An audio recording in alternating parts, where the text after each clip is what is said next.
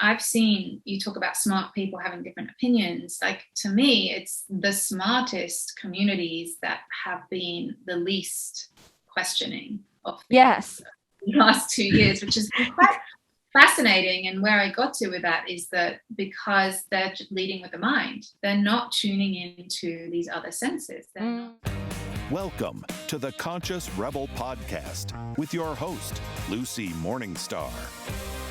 Have you ever thought about posting your political opinions on social media, but you recoiled from doing it because you are afraid of the backlash? Zoe B is an intuitive business mentor, and on this episode of the Conscious Rebel podcast, we started off talking exactly about that and how posting her political opinions on social media has affected her business. From there, we went on to talk about why so many people find it challenging or difficult to find their life purpose these days. Zoe shares her insights on how to raise your consciousness and how to start a conscious business that serves humanity as well as offers you the freedom and the balance in life. Okay, Zoe, thank you so much for joining my podcast. I'm so honored to have you. So let's start by you telling us who you are and what you do. Sure. Thank you for having me. It's such a pleasure to be here as well. So I'm Zoe B, and I work in the realm of consciousness, I guess you could say, and I do that in many different ways. I do that through helping conscious humans to start conscious lifestyle businesses. And I also help those who are not necessarily into business, but are looking for ways to really expand upon their intuitive gifts, to work with energy, and to really connect to their soul purpose. So they're the two kind of major ways that I'm working with people at the moment. Yeah, I think we connected on Facebook a while ago. I forgot how we connected. This so other things happen on Facebook. But you really actually jumped on my radar, and I started, really digging what you say. When you made a post about Novak Djokovic, your stance was actually supporting what he did, right? And that wasn't a popular opinion, I don't think, at least in the current circle that I'm in. And that really caught my attention.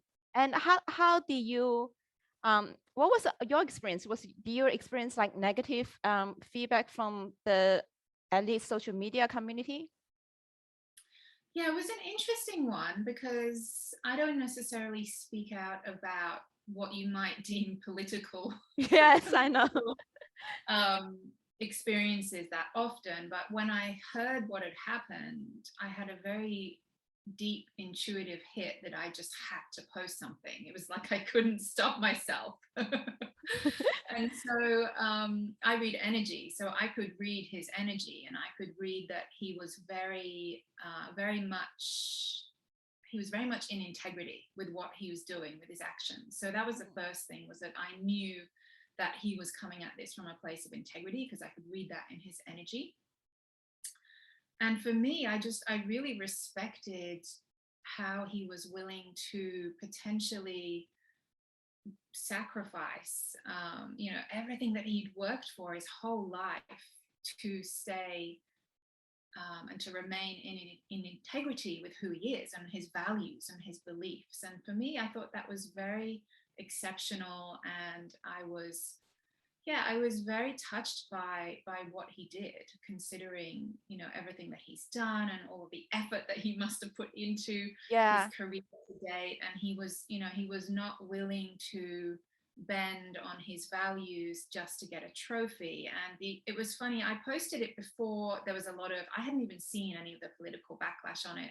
I just read his energy and felt I need to support him in some way. And then, of course, not knowing, it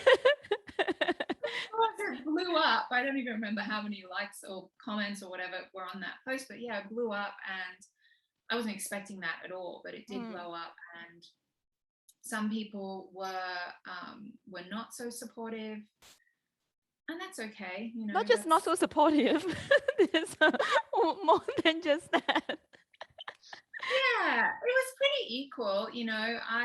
I've worked on my people pleasing behaviors for a long time now. So for me, there's a great saying, what people think of you is none of your business.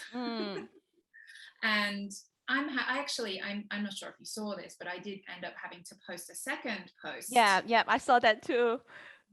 Yes, because there were a few people who were coming into my feed and were posting comments that I would say are negatively charged. I welcome opinions if they're shared in a respectful way. Yeah. As soon as the respect is not there, as soon as they're, I can feel again the energy of the comment, whether there's a negative emotion attached to it, then I had to draw a strict boundary and a strict line in the sand and let people know that if they want to share their opinion in a respectful way, that's fine. If, however, they're here to express in a way that's not so respectful, then they're welcome to leave.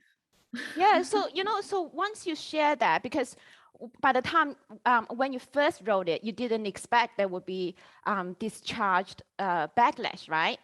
Because people right now, if there's a different opinion, people can become so emotionally invested and personally invested in that opinion to the point they can be aggressive and personally attacking the other person. It's not even just like a respectful debate of different points of view. Some people can just outright go into personal attacks. So, but when you first wrote it, you didn't expect that. And how has that experience affected or influenced or your social media approach or that kind of your view on social media or posting on social media? Has it had any effect? I think for me, it was just an opportunity to state my boundaries, to set clearer boundaries around what is and isn't acceptable within my personal space. And I think a lot of people forget this. Your social media profile, it's almost like this is your home and your garden, and you're inviting people in, right? And when we do that in real life, in the physical, we don't tolerate people speaking to us in certain ways that we might be aggressive or whatever. So it's the same with social media for me. If people are going to come into my space, my platform, then I expect them to behave in a certain way that's respectful and compassionate and is in line with my values. So it was a good thing in that sense that that it enabled me to just state these boundaries in a clearer way and then live from those boundaries as well. But when people post these things, I've done a lot of inner work, so I know that it's nothing to do with me. They're just projecting their own disowned parts of their shadow that are coming up to be healed. So it's very much projection, not all the time, but often it is projection. So I don't allow it to affect me necessarily, personally. I can see that it's their stuff. It's not actually mine. Yes, definitely. And I also want to add one thing. When you say, our Facebook profile or social media profile is like our house, our garden, or our backyard. So we need to protect those boundaries. And I think sometimes people confuse this idea of protecting, what is our like a virtual garden, our virtual personal space of either I invite you in or decide it's time that I ask you to leave, versus the idea of censorship, like Facebook, Twitter, social media censorship. Because I think, Facebook and Twitter can't say, well, this is my personal garden and you have to leave, because they are not a personal garden. Their job is to provide a platform where everyone, even if they are aggressive or whatever, even if they are spreading misinformation like Fauci or whoever, depending on what you think, they are a platform. So it's like planet Earth. Everyone walks on it, right? But whereas where you establish your space on that platform, that is your space. So I think when people sometimes get confused between that, what is your the idea of censorship and protecting your personal space is like different things.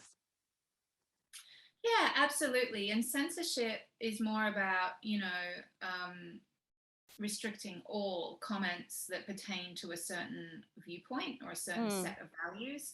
So that's not what I was doing. I was saying I welcome all alternative viewpoints if they're expressed in a way that's respectful. I definitely agree with you. I just want to, point out to people who might be listening, say, oh, that's why, because there's a lot of, some people even support the censorship because it's currently in line with their value. And they might even use the argument, of protecting the space and blah, blah. But that is very different to what you're saying about protecting a personal space, like your home. Because the job of platform is different than you're protecting your home, right? Yeah, exactly. And these are private spaces, it's not public, it's set to private. I let certain people in. I'm not a news channel where anyone can buy and look at my opinions. It's a private space. So I think that's the difference, is that when it's private, you get to choose what the boundaries are. When it's in public, slightly different. Yeah, I had a couple of people mention censorship, 1 or 2 on that post that I had to delete, I think, in the end. Ironically, they just weren't understanding what I was saying, and the energy that they were coming at it from was, again, very much more of a personal attack. And so for me, I just draw a line in the sand there. Yeah, when people are very personally attached to their viewpoint or idea, somehow it's like a war, you can't communicate. And so do you find that affected your business in any way? I actually found it to be positive, surprisingly. There's a great quote that I live by, and it's, any loss that you experience by speaking your truth isn't loss, it's alignment. Ooh. So that's what I experienced. Anybody that was not in alignment dropped away, left my space. Anyone that was in alignment, the bonds were stronger in a way, because we had those shared values. So one of the shared value you have mentioned is consciousness, right? But you work with conscious men and women. So how do you define a conscious man or conscious woman? What do you mean by being conscious? Well, it's a bit of a rabbit hole. There are different degrees of consciousness. We can get into dimensions, 3rd dimension, 4th dimension, 5th dimension, for example, were the primary dimensions that I will work within in my business when I'm working with people. So dimensions will reflect a way of being. So consciousness is essentially your level of awareness and your state of being. So within that degree of dimensions, for example, we have 3rd dimensional degree of consciousness, which embodies emotions such as fear, doubt, scarcity, anger. And then we have 5th dimensional consciousness, which is more of an embodiment of emotions such as love, unity, abundance. So I want to just clarify a bit before you go on. So when you say 4th dimension, 5th dimension, I want to talk about dimension. The first thing that come to mind is a 3D object, so 3 dimension, right? And then you add time, that becomes the 4 dimension. So, height, width, depth plus time, that's like 4 dimensions. So what is is that what you mean in terms of our physical dimensions, the 4? Yeah, it's really a way of explaining it. There are lots of different theories on this, and it can be explained from a physics perspective.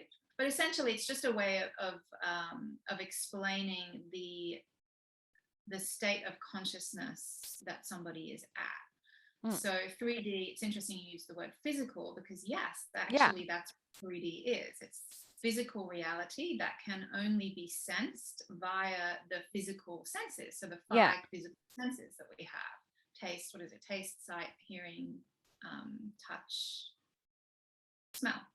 So they're the 5 physical senses.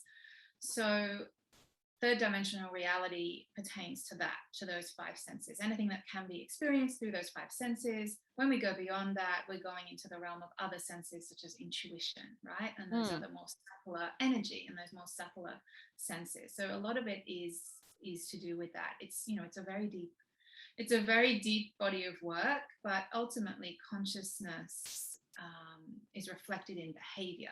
So you can see where somebody's consciousness is at based on the way that they're behaving and the emotions that they're feeling.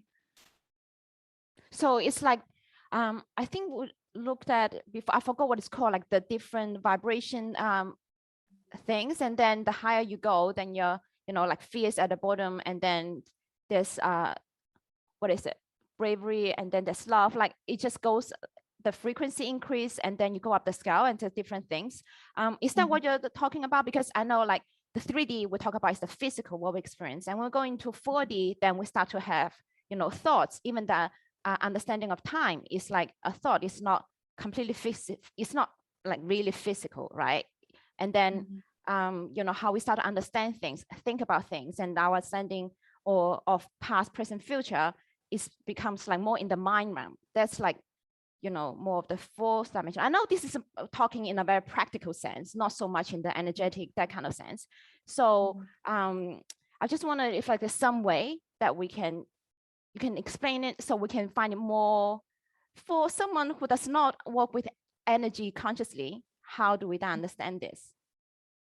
Yeah, the simplest definition that I would go with is awareness. So if you think about 3D, physical reality, an indicator that somebody, if you think about the word conscious, if somebody's unconsciously behaving in a negative way on that post, for example, the no post, then they're not aware of the way that they're behaving. There's no awareness. It's a habitual way of behaving that they don't even know why they're behaving in that way. So a lot of it is really about your sense of awareness, how aware you are about the way that you're reacting to certain situations will indicate your level of consciousness. And it's about really unhooking from these negative habitual patterns and ways of being that can be there due to conditioning within the media and culture, popular culture, your family environment, how you've grown up. There's lots of different ways that we find ourselves within these unconscious patterns. So it's really about awareness. It's about what is my level of awareness in this moment? If somebody says something to me, am I just responding in this negative habitual way that I feel like I don't have control of? Or am I conscious enough? Am I aware enough to pause and respond in a way that has a greater sense of emotional maturity, I guess you could say. So the first step is awareness, but there's so many, it's like an onion, right? There's so many things you can peel back, and even the good things, you might not be conscious of the good things either. So what you mean by different dimensions of consciousness? How does it relate to when you talk about the dimensions of consciousness? Like, what is the fifth dimension dimension of consciousness look like? Yeah, so you become more aware as your consciousness rises. So does your awareness, essentially. So fifth dimensional consciousness is very much it really shatters the illusion of separation. It's very much about unity. It's very much about love, compassion, service, all of those aspects of us that are very much from the heart. It's very heart-centered ultimately. Whereas, if you think about third dimension, we're very conditioned to only go by the mind, and you can see this in the state of where the world has been the last few years. It's all been about research and all of these mental ways of interpreting the environment and what we're experiencing. There's no room for intuition. There's no room for sensing something. And we're intuitive beings. So everybody experiences intuition. Everyone does. Everyone says they've had that moment where they were like, I knew I shouldn't have done that, or I had a feeling so and so would call. We all experience these senses, and yet we place, in the West especially, we place so much emphasis on the mental way of experiencing our lives and being able to physically prove something through this mental lens, if that makes sense. I find that's a bit of an interesting thing because, yeah, well, I agree that there's a, even as in school, right? Whether it's even in China, where I went to school in my primary school and junior high school, I think even in Australia too, there's a lot of emphasis on math science, that kind of things, and like downplay the importance of literature, arts, that kind of things. So it's more elevate the science and mathematics, that kind of things. Like I see that. But then also I find, especially the last couple of years, what I start to see is actually a numbing of the general population, of their ability to think. Probably the mass psychosis is beyond my expertise to discuss, but you can just see the use of social media and the mass media, just call it media, through maybe even Hollywood popular culture, and like people really, like I myself, probably still to a large extent, still pretty ignorant, like very ignorant. And I wasn't even aware of my ignorance. But now I've become a little bit more conscious of my ignorance. But and also the inability to really use your mind to think. I feel like it's like George Orwell's 1984. It's like numbing people's intellect, and they don't even have the ability to think. They just consume and then adopt whatever that's been fed to them as their belief, their value, and that kind of thing. So I think that's probably also one reason why people, probably in your field, you have encountered this, like people don't know who they are or what their value actually is. And it's like, it's quite a painful thing to experience and watch. Yeah, absolutely. I found it quite fascinating actually over the last few years, the lack of questioning. And I mean, part of that issue is that, you're automatically labeled to be a conspiracy theorist if you question anything. So of course, like people don't even want to question. But that itself, you're automatically labeled a conspiracy theorist, and then in a negative way. And even as those conspiracies came out and you proved conspiracy, for example, the lab leak thing, even if like even the mass media started to investigate and confirm this, you're still a conspiracy theorist. What I've seen is, intuition is the one thing that nobody can really take away from us in this moment in time. And so it's become more important than ever. And people are starting to wake up to this. They'll read something in the mainstream media and it will feel off. And they won't know why, right? They won't know why. They can't explain it.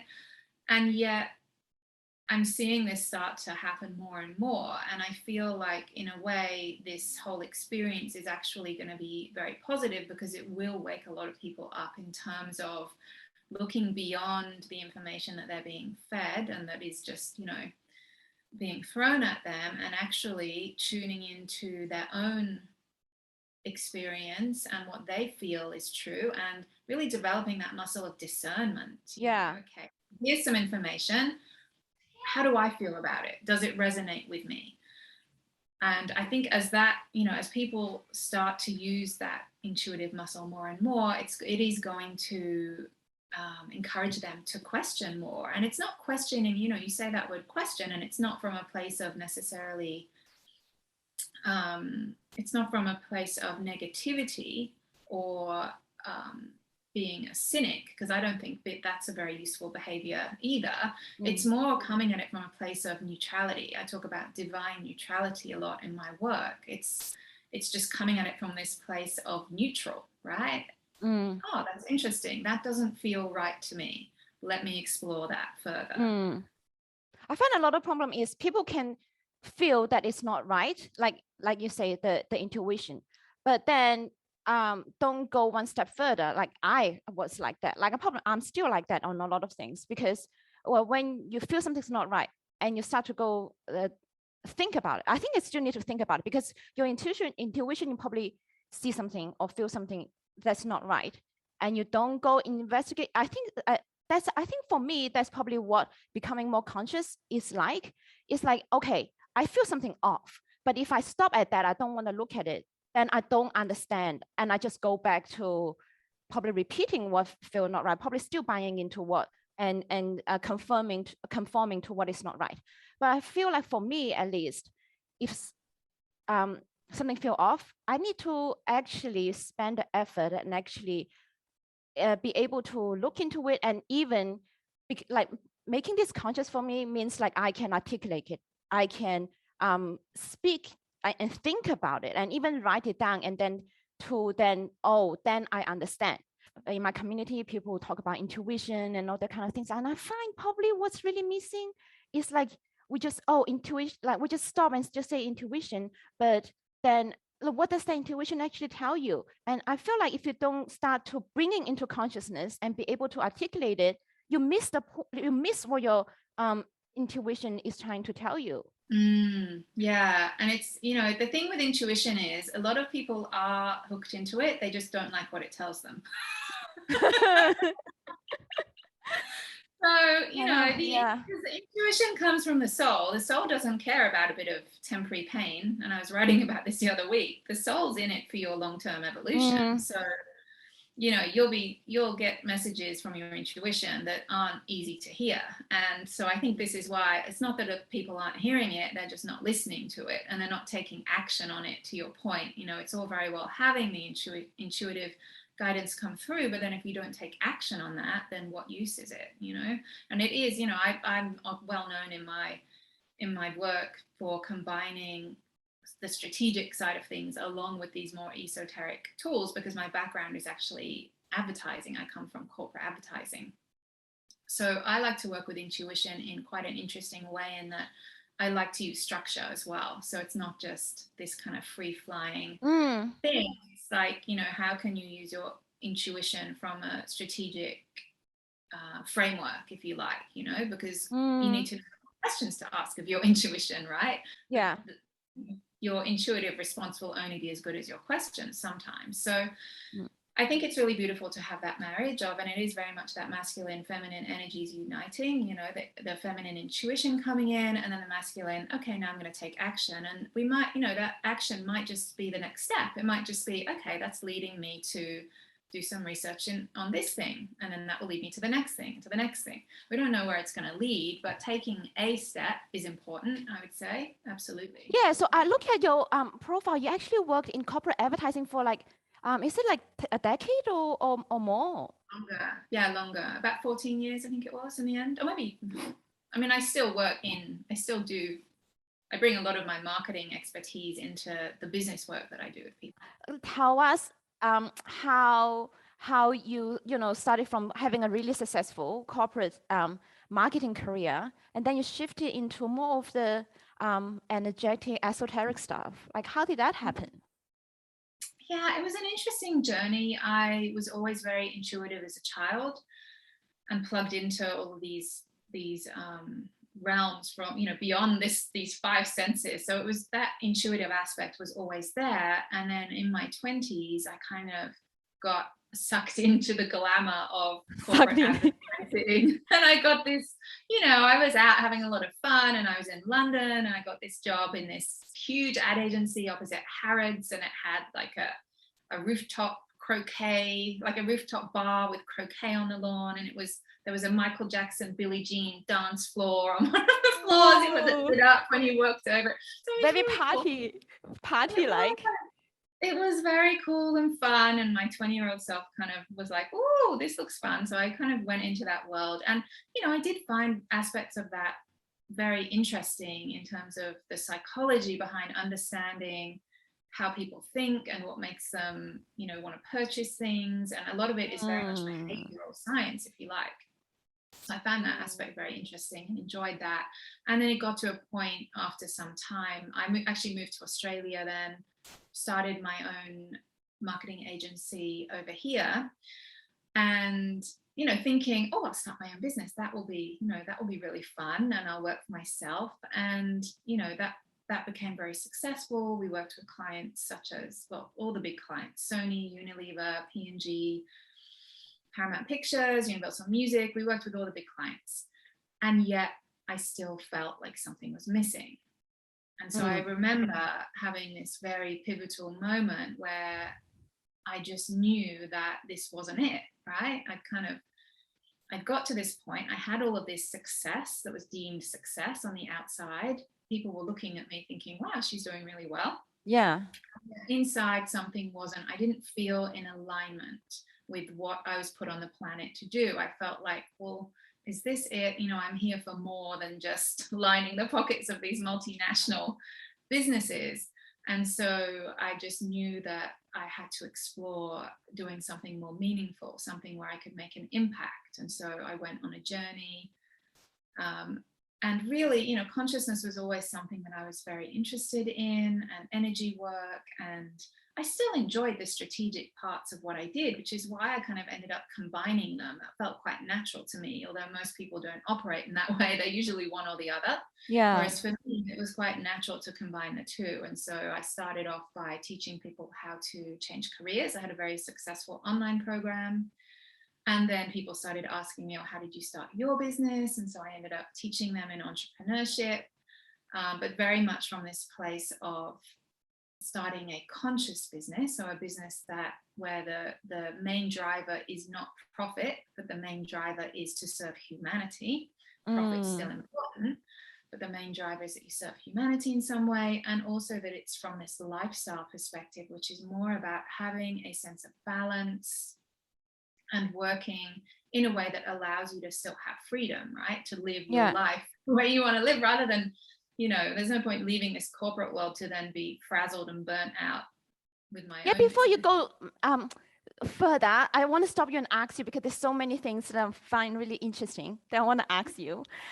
So when you move from the UK to Australia, when you start your own marketing agency and you also become so successful from doing a corporate job to your own marketing business, having these big names as your clients, how did that happen? I mean, it can't be that easy. Look, it's funny, you know, in my late 20s, I think I was 27 when I did that. Yeah, and so young. Yeah, I don't know. I just kind of thought, yeah, I'll do that. That sounds like fun. And it wasn't necessarily easy. I remember at the beginning, you know, we started an influencer agency before influencer marketing was ever a thing. What's an influence agency? It's social marketing stuff too? Yeah, but this was back in 2007, so it didn't exist then. So we were very ahead at times, and we had to educate everybody. We were a little bit too soon with that, to be honest. There was a lot of education. Nobody really understood it or got it, or, you know, we were all about people power and, you know, how people can spread messages for your brand. And I remember going into those first meetings. So when was that? The 2007, was there Facebook yet? 2007. So was Facebook already? Yeah. Facebook was just starting. I remember like advertising on Facebook was very taboo because it was still in that phase where it was a personal social network. So nobody was doing that. Okay. So that was at that time. And you were already so the influence marketing, meaning that it's like what we're seeing now, the influencer getting sponsored posts and all that kind of things. Like, is that what you mean? Yeah, well, we started off more in word of mouth marketing. So it was more finding ambassadors, brand ambassadors, groups of consumers who would support brands and talk about them socially within their networks and try products and create conversations about brands and recommendations about brands. So we started off there, and then it merged into more of the influencer work as there more influencers became available, I guess, you know, because they weren't really a thing then so much. You know what it was? It was bloggers. It was actually bloggers were the influencers then. The bloggers, yeah. So it was working with bloggers, getting bloggers to support brands, and they were like the original. They were like the OG influencer. Oh, okay, I get it. So at the beginning, you were getting bloggers to like support the brands and get the brands to sponsor the bloggers. So you, okay. So, but how then do you? I guess it would be easier to convince the bloggers to represent a brand because the brand has the money, right? So, but how do you convince the brand to then invest in this thing where it wasn't a thing then? Just their education more than anything. You know, we had a proposal that we take them through, and you know, them seeing these bloggers online and seeing the influence that they held. And I think for them, it was a very interesting turning point in the media marketing landscape, because at that point, brands had all the power. And I remember we'd go into these meetings and we'd be like, you know, you guys, you're not going to be having the power for much longer. And I remember we had this slide and it was like people power, and there were all these people with flags. And so there was definitely an education piece in terms of educating them that actually there are regular people out there who have all of this power to communicate on your behalf, and that the power of that recommendation is worth so much more than a paid advertisement. You know, people know is a paid advertisement. So yeah, some people were more receptive than others. Like I said, we were right at the infancy of that phase of marketing. Wow.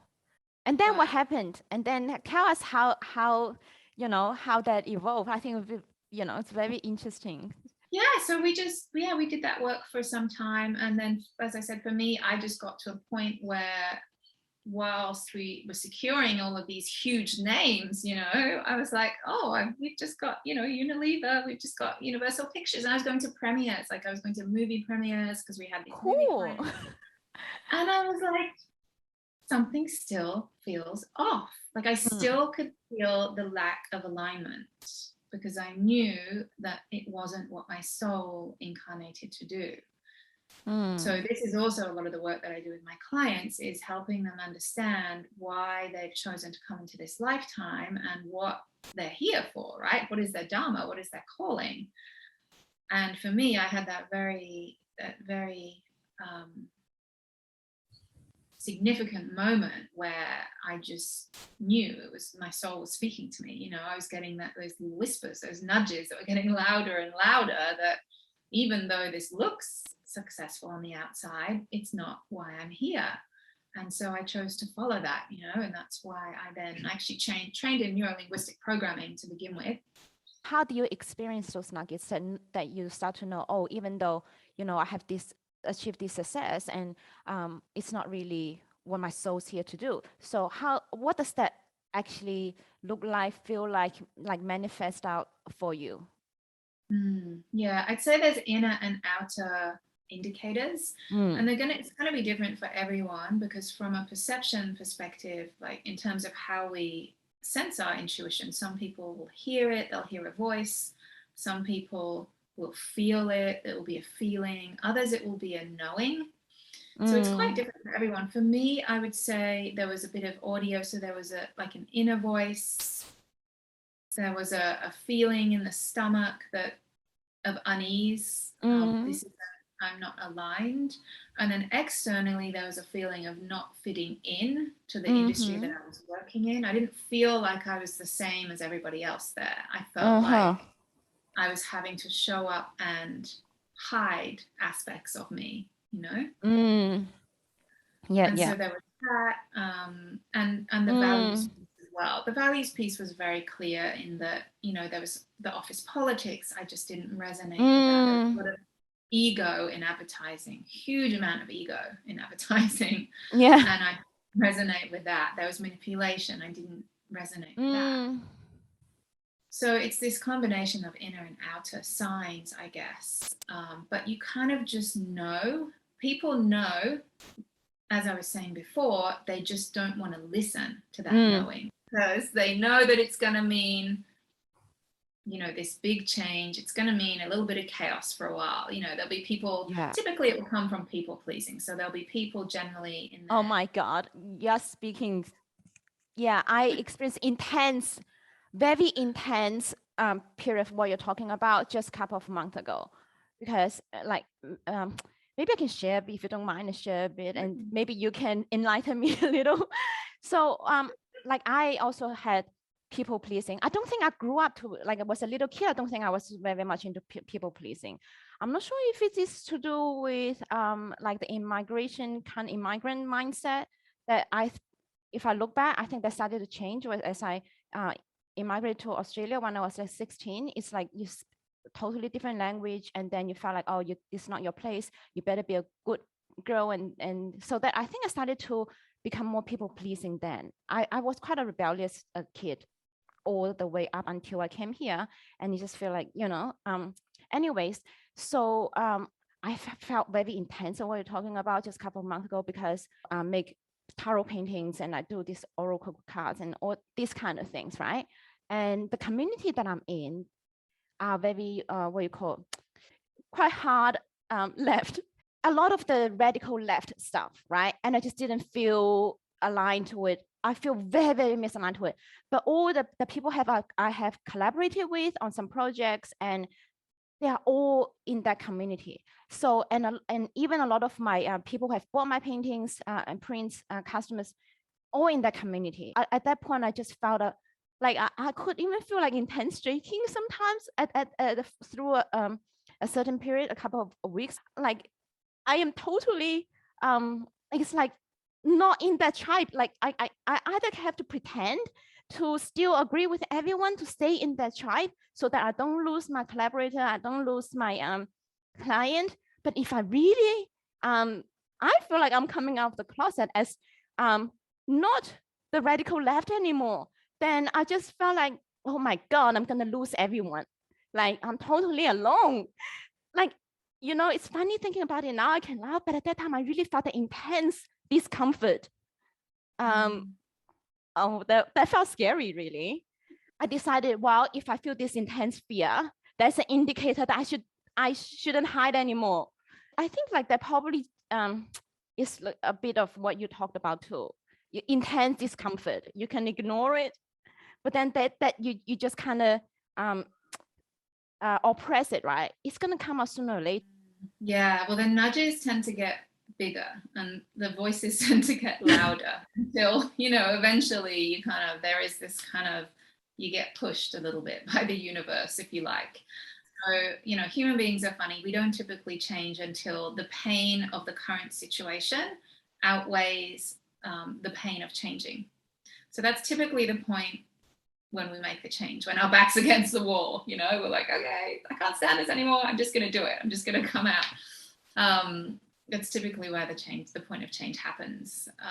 So yeah, often we need to get to that point, not always. And it sounds like that's the experience that you went through. I mean, I've seen your posts and I think you're so brave in what you post. You know, that's after I decided to go into the fear. Yeah, but you know, it also depends on your temperament, like I said, Yeah. and why your soul's chosen to incarnate. And it also depends, like if you're an indigo child, for example, you know, What's an indigo child? I've heard that term. Tell us. Could be one. So indigo, if you're an indigo child, then you're here to dismantle outdated structures. It's very much that, you know, the indigos have that courage and that fire in their belly. They're out at the protests. They're here to tear down what is no longer working for humanity. They have that real constitution and that fire. And so they typically will show up in the truther community, if you know that term. So, you what know, community? they typically, the truther community. I haven't heard that term, truther community. Yeah, so that's very much like this kind of indigo energy of it's this very courageous, fierce, we're not going to stand for this anymore, things have to change, we're going to these old systems, you know, the patriarchal system is it needs to come down. And they have that natural tenacity and that natural thick skin to be able to do that, right? To put themselves out there in that way. Whereas you have people who are more crystal children, and they're more, you know, they're still here to bring about a higher level of consciousness, but they do it in a more subtle way. They work with energy. They're a lot more sensitive. They're doing it behind the scenes. So I would probably see myself more as a crystal than an indigo. I do occasionally come out and post things like I did with that Novak thing because I felt very strongly called to do it. But my temperament and my constitution, my energetic constitution, works better to do things in a more subtle way and to work with energy just because of how my makeup, right? Yeah. Or, you know, I have friends who are indigos and I just really look up to them. I think, wow, you're amazing. You know, they go off to these protests and they just, you know, they get in there in the comments and they fight for what they believe, and it doesn't impact them as much energetically. So it, you know, part of this is about understanding what's in alignment with our energy and our temperament, as well as what do we want to do, and there are obviously lots of different ways in which you can raise consciousness. There's so many different ways you can do that. All right, so share with us a few ways that people might do that, raise their consciousness. Yeah, so they might do it overtly. Raise their own consciousness or the consciousness of the planet? Just our own consciousness to begin with. Oh, our own. Yeah, well, it really starts with that level of awareness. So I would say developing a regular and consistent level of inquiry into the thoughts that you're thinking in your brain. So, and really starting to differentiate yourself, like your soul, from the monkey mind, or we call it the chitta vritti in Sanskrit. It's this monkey mind that's consistently going off, and most people are unconscious of this. They don't even know that they have a monkey mind. They don't even know that there are these thoughts that are just generated, right, from what they're consuming, from their upbringing, from their culture, from their beliefs. All of these things will create this monkey mind's incessant chatter that goes on. So that's probably the first way that I would recommend increasing your level. So how do they do that? Do they just journal, write down what they think? Yeah, through journaling, through catching yourself when you have a thought.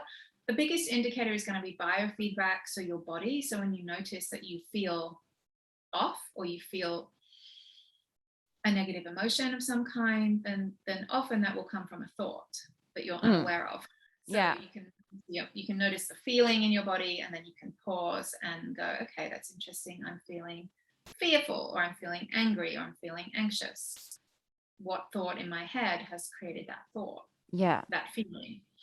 And then you can start to notice, what are the triggers for that? Is it that you're going into a certain Facebook group? Is it that you're hanging out with a certain person? Is it, what is it that you're doing that is triggering that way of being, right? So it's really about cultivating a way of being that is aligned to your higher self, rather than being pulled in the direction of the media or whatever you come into contact with throughout the day, other people's views.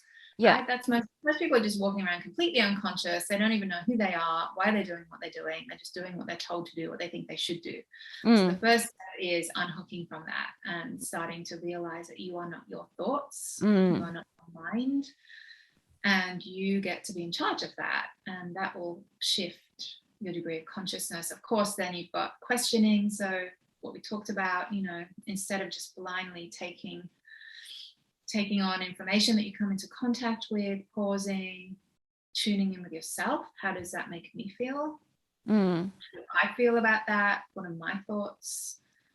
And then following your own level of discernment to raise your consciousness, so that you're not just unconsciously consuming information and then reacting of unconsciousness, if that makes sense. So really start with becoming more self-aware, right? So if you like you say, you have like a biometric trigger and you make you feel angry or what is some kind of emotion, then you start digging into your mind and say, okay, why do I feel that way?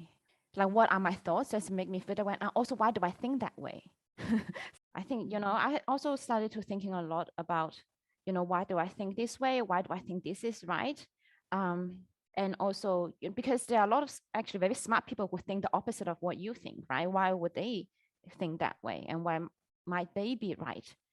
And it's been interesting what you were saying before, just to touch on how the far left doesn't stand for what it used to. And I've seen you talk about smart people having different opinions. Like, to me, it's the smartest communities that have been the least questioning of things in the last 2 years, which has been quite fascinating. And where I got to with that is that because they're leading with the mind, they're not tuning into these other senses. They're not allowing their intuition, the intuitive part, to be heard. They're just one of the prime example I could say would be the what's the premium Supreme Judge nominee, the judge Jackson, when asked, can you define a woman?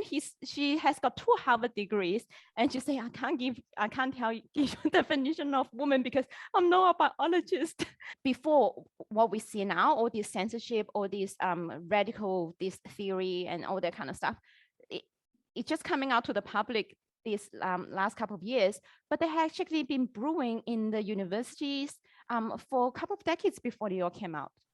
So it's like you say, it's often the very intellectual people are the ones probably they are not really tuned into their heart, maybe they're in their mind too much. Yeah, absolutely. And it's interesting, you know, the ancient yogis have always said this, like in yoga philosophy and in a lot of the ancient teachings of Vedanta and the Upanishads and all of these amazing texts, they're very clear that the mind is your biggest threat. It's not, you know, in the West, the mind is like put on this pedestal, like the mind is everything, when actually, no, it's really not. You know, it's the mind is actually going to be the thing that will lead you astray first. And many things, and this is why from a dimensional perspective, if you're looking at this from a third dimensional perspective, you cannot see past the mind. You cannot see, cannot feel intuition. You're not within that realm of consciousness to be able to sense that, and so it kind of limits you to a degree. But you cannot like totally bypass your mind, right? Because like my experience would be like, if I feel something off, then I often need to, when you do inquiry into what your intuition is telling you, then you will be using your mind to analyze and think about it too, right? Yeah, so the saying I like to live by is the mind is a terrible master, but a beautiful servant. So we're not throwing it out, like we need the mind for sure. We absolutely need it, but we're in control, right? Yeah. And we get to choose which aspects of the mind are useful, and we get to direct the mind. That's the biggest thing, is people have these minds that are not directed at all. Unsupervised. Exactly. Unsupervised mind. Totally, yeah. So it's, you know, it's nuanced, and this is where it can get quite confusing because it's not so clean, like black and white in that sense. That's why I like to work with both the mind and the soul, and, you know, these more intuitive aspects. But some things can't be explained by the mind. You know, look at intuition, it's not really something that, it's not within that realm of consciousness, so it doesn't, the same rules don't apply. But all of this will come out. Science has always been lagging behind in terms of what it can prove, and I have no doubt that, you know, in the future, a lot of especially science nowadays. I know, I feel like that word has been so tainted. It's a shame. So Zoe, before we wrap up, tell us, like, what is it that you do for people in your work, and how do you help them? Do you just help them specifically with business, and how do you, you know, combine the strategic and the energetic and alignment with their soul's purpose, that kind of? Yeah, so I have a few different ways that I work with people currently. Those who are looking to either start a conscious business, they have no idea what they want to do, or maybe they have some vague ideas, but they don't really know which one to choose. I have a program for that. And those who are further along in business. So with that, it's more about looking at, okay, how can we create a lifestyle business model for you so that you can, you know, work less hours, but still earn a generous salary while doing something that's meaningful and makes a difference and is aligned to you. And a lot of that will involve, you know, there's a lot of inner work involved in that, in terms of a lot of people typically will be undercharging in their business. They won't quite know how to articulate what they do in a way that makes sense, so they'll struggle finding clients. So I help them with all of that strategy side of how to articulate what you do so that you can attract your dream clients to you. And then also the esoteric side, which is the energy work with attraction. You know, often from a mindset perspective, a lot of these beliefs will be holding people back. And then energy wise too, you know, if someone's clogged up with the collective energy of fear and doubt, that will hold them back from putting themselves out there with their business. Yeah. So that's how I work within the business remit. And then outside of business, I also have ways to work with people who are not necessarily interested in starting a business, but they really want to understand more about what their personal calling is, why they're here, how to express their purpose physically in the world, how that might show up, what that looks like for them, and then how to use, how to develop their intuitive gifts themselves as well, and how to use energy, and how it all this amazing dance between all of these amazing ancient tools and techniques that we have. And that does not have to be business related. The last No, not that side. Yeah. So I have some things. Actually, this is more what I'm doing now. I was focusing on purely business, and I've recently had the intuitive hit that I need to offer purely intuitive work as well, because it seems to be there's a need for it more so now than ever. I've always integrated that into my business work, but I've never before offered it as a standalone. So that is something. Let's just ask about the last one. When you help people find their life's purpose, more aligned purpose, that kind of stuff, not related like that, strictly related to business. What would that like manifest like? Like, does that mean that they will find out that they're more like a mother, or they want to do more non-for-profit work? Like what does that mean? Because like for me, finding life purpose is always directly related to producing something.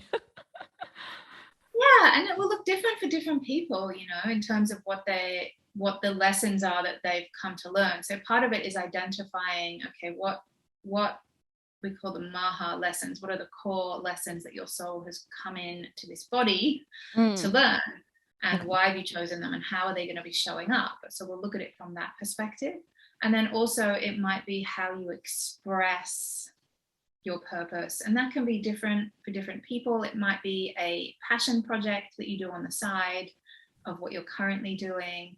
It could be more of a hobby. It could be the way that you show up within your existing employment. So part of this is really about who you're being. So it might be how you can show up differently that is more in alignment with who you are within what you currently do. There are different ways. It might be that you realize, like you said, that one of your core purposes on the planet is motherhood and nurturing certain souls in this world. And it might be that you realize that is an area that you really need to devote to more. So it's different for everybody. Not everyone necessarily starts a business. A lot of people might start like a passion project on the side, though, that will express it. Or like I said, it might be more subtle. It might be who you're being. Okay, I get what you're saying. Because I feel like, once you find something that you're really passionate about, or your purpose, that you want to express it, right? So like you naturally start to want to express it, but also not just in creating something physical like a project, but also in how you show up, even in your current employment. Is that what you mean? Yeah, absolutely. Yeah. Okay, cool. Yeah. And I saw this with career change when I worked in career change. Career change. Some people just assume, I'm not enjoying my job, I'm just going to quit and do something else, when actually it might not be the job that's not a fit. It might be that it's the industry that they're in.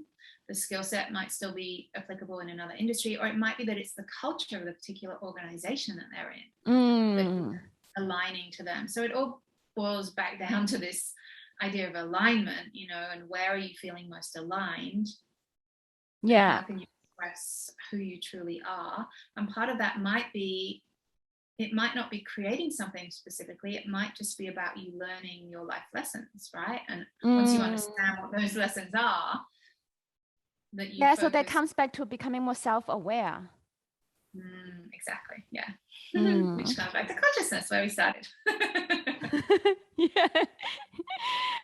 Okay. Thank you very much, Zoe, for your time today. I will leave, your contact details in the comment, in the description, everywhere people can find it. Thank you very much. You're so welcome. Thank you.